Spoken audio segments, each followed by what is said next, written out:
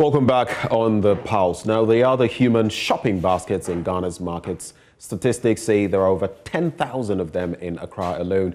In the first of a 5-part series, my colleague Justice Beidou followed Valentina Roberts, a 14-year-old girl, Kayayei, to shine a light on the life of growing numbers of Accra's headquarters.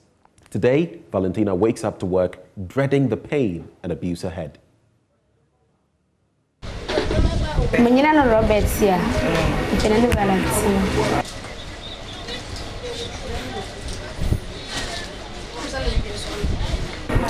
Besides me, my space with me folia.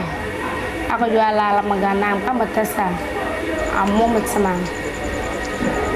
Lies you for it. I'm some amateur guy. Sometimes no one afford to go 50 or 60.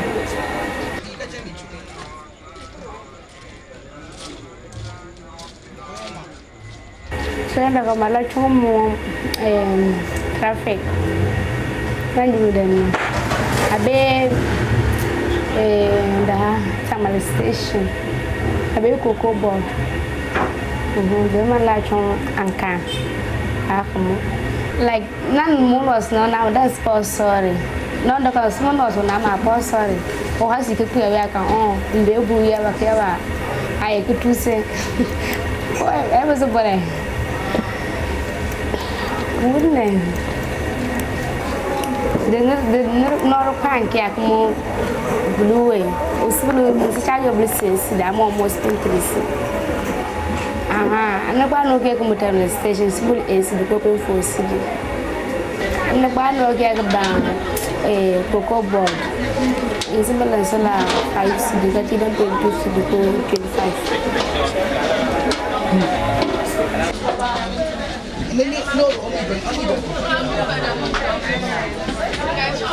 My sister and a from Velawa, and so I'm now called her. My son, I would tell a rose, I would tell them a balance to tell and the home. A payment. And no say obey payment. And what was it? Moka Dama, I'm a chonkaya, I'm a yama trankana, I can't quite dear, may I trankana wa. Mura kan ko gonne overall smart yes you go lawa was masalo tele ko bonno ko ada ha o ko appreciate plan doko enne me babalo to sa bole amaniere masala muwi akon ko ha akan ko chonka ya ha alla amayo mitela ha akan ko godia Madosan to my area and Rabalco, Mekoa, Manamo, we have spoken to more Sapapo, and to a market for Kaya, man now a Masaka Makia, Moya, Modia, Manamo, no way of 11 old. Maybe I walk on the Moya Concord. No vehicle that, but seven cameras from enough.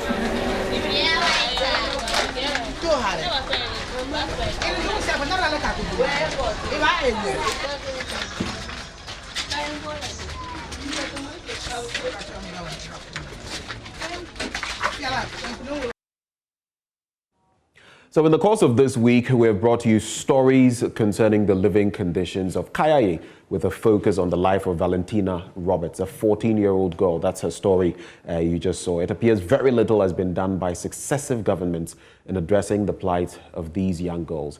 Joining us now via Zoom to talk about young adults trapped in the Kayayei business is country representative for the United Nations Population Fund, Ni Ojuolape. And pardon me if I just crucified your name, but it appears there's no end in sight for the sad stories of Kayayei in the country. What differently should we be doing? Thank you for joining us in the first place, but what differently should we be doing?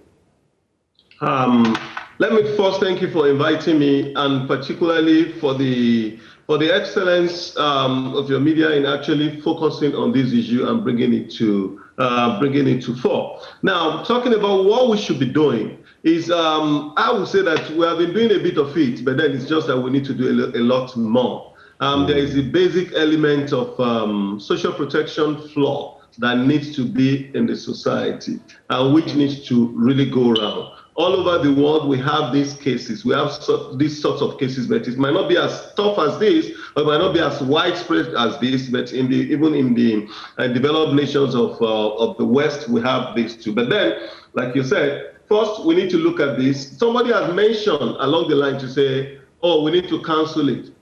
They are meeting a demand. And once the Kayayes are meeting that demand, that will always be there. And therefore, if there is something that they are meeting, then if you move the entire Kayayei population today, if you take them away to somewhere else, and you say to them, you take them back, that demand, that work they're doing, since somebody still needs it, some other people will come in and do it. And therefore, there are a couple of things that I would recommend. For example, the markets as they have, they need to, you need to look after the markets. We need to have ultra-modern markets where there will be no need for somebody to carry what they are carrying, or we need to have something for which there will be, we can have either trucks or the carts that they use, that will be used in modern places to move goods. And therefore, when you cancel the demand, when you cancel the opportunity of people filling that particular position, then we are on the way. But secondly, when you talk about the vulnerabilities of the Kayayei, which is actually the main issue, and you will see it in several parts of the society, the vulnerabilities of the Kayayei goes from rape to lack of shelter. It also goes beyond lack of shelter. It goes to the fact that there's a lot of gender-based violence that takes place in all of that area. Then the basic elements of poverty and what have you, all of those are there. We need to put social protection measures in place that will dissuade people from engaging in gender-based violence, for example, that would dissuade people from going there to rape them. Then we also need to put in the society the health insurance that is already available. We need to make it widespread so that they can be taken care of. So that even if they do this job, they need to be able to live a bit of a life of dignity. That is the most essential thing that is there. So social protection is very necessary. Let me take you up on something you mentioned a bit earlier with regard to creating a market and putting in place mechanisms so that we may not even need the Kayayei. But I'm sure it's not lost on you the fact that there are root causes to this entire Kayayei phenomenon. Some of them come down south to avoid child marriages. Some of them are trying to escape poverty. Some of them even want to pursue their education, but they want to get some money. How do we deal with those situations? Yes, like I said, those are the root causes. The number one issue is poverty. That is the most prevalent issue. It's poverty. They are migrants, most likely from somewhere, from the north. They come down south here to seek for a better life. So it is basically because of poverty. Some of them are going to school. We've worked with a number of them that have actually gone back to school after making some money, and then they are now okay. Yes. So some of them are just looking for basic things of life so that they can go back to their parents or to their family to live a better life. So what I'm saying is that when they come in that way, first, we need to have some things in the society basic that will ensure that they live a life of dignity. What I mean by a life of dignity is when they come in here, I'm sure from the videos, from the documentaries that you have been shown, they don't have the most basic that you need for a life of dignity. That is shelter. So even among the vulnerable, they are particularly vulnerable because they are vulnerable to the elements. In force, the average Kayayei is going to be of a problem, especially in the evening when they have to sleep and what have you. So that's why I talk about the issue of social protection. Social protection will look after shelter, will look after basic things such as food, and then will look after their personal well-being. So in a situation whereby we have them in there, first we need to find shelter for them.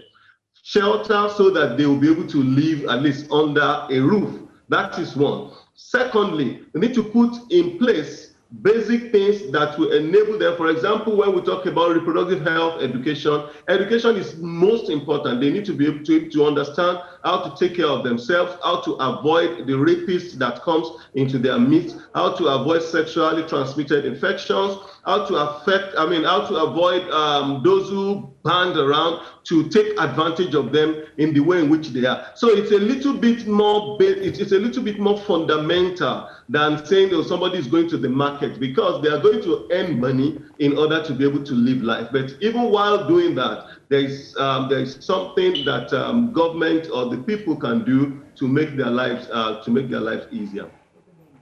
Well, so maybe my final question to you, you've been using a lot of we, and I would have you break it down, this we that you've been talking about. Of course, there are social workers and even the Ministry for Gender, Children and Social Protection. Now, something I do recall in recent times, the minister, Sarah Adwasafo, said that no woman would be left behind. And I'm sure that extends to these children as well, because a lot of them are children, they are getting pregnant, having other children. What would be your call to the institutions? Which institutions are you looking at that should be working together, cooperating, and what would be your charge to them? Okay, thank you very much for that question. It enables me also to tell us something that we have done before. We at the United Nations Population for UNFPA, in the course of last year when COVID hit, we realized that the Kayayeis were particularly vulnerable. They are the vulnerables of the vulnerable in the society, given their particular situation. But with COVID, when the pandemic came, their vulnerability was again deepened, because they did not, during the lockdown and during the restrictions, their ability to even make money in order for them to be able to live also went down the drain. So what we did, we had a program, we had a project, a 6-month project, in which we got 500 of them in Tema Station. 500 of them, we actually had them very well registered into them. And then we took them on a course, so to say, in which first we gave them food. Because if you don't give them food, they're not going to listen to you anyway. We're giving them raw food, and we put them together as a community. So they were in groups of 5s and in groups of 20s. And so we gave them food, then we gave them, there's what we call dignity kits, and that's what I've been talking about, the life of dignity. A dignity pack that UNFPA distributes will have basic things like a toothpaste, a toothbrush, a towel, sanitary pad, and soap, bathing soap, washing soap, everything. So we also give that to them on a monthly basis. And then we put them together and we give them reproductive health education. We also give them mentorship education. And then finally, before they left, we made sure that each of them learned one trade or learned one vocation or the other. So you see them making beads. There are some of them that learned also how to bake and how to do all of this. So it's a whole process which, when I say we, government needs to take this up as the lead. We in the UN, what we did in UNFPA in the course of that last year, in the course of those 6 months, was to just demonstrate what is possible. If we are able to take care of our citizens by virtue of giving them food, by virtue of giving them what they need to live a life of dignity, and give them through some reproductive health education, which also enable them to avoid teenage pregnancy, which is rife among them. It also enabled them to avoid sexually transmitted infections. And one major other thing that we did was also that we made sure we register all of them in NHIS, so that if they are sick, they will be able to have free medical, free health services. It's a totality of demands of life, which government needs to be in the lead, and then every other can partner. Every other people can partner. You will see the private sector, some of our private sector supporters also provide. For example, Prudential insurance company supported us, put some money into all of this. And also, I must say that the Canadian government was a major funder of the funds where we brought that to place. But we took care of 500 young people, and it enabled them to live a life of dignity. And most of them now, they are actually doing things of their own. They are applying their own trades, not necessarily Kayayei, but then they are producing and they are making money. It's a total turnaround that can happen if government, which is the only which is the only body that can undertake this for the totality of the Kayayeis, if they take it up. I think it's important. But I know that government is also doing something about it, because we are supporting the Ministry of Gender, for example, things like having a a database for Kayayei to know what are their numbers before you begin to talk about what are the things that we can do for them or what are the things that we can so put in place to hopefully make their lives better. Hopefully we can accelerate those to aid them so we fix that situation. But Mr. Ojolakbe, thank you very much for engaging us this afternoon. Thank you so much for your time. Niyi Ojolakbe is actually country representative for the United Nations Population Fund.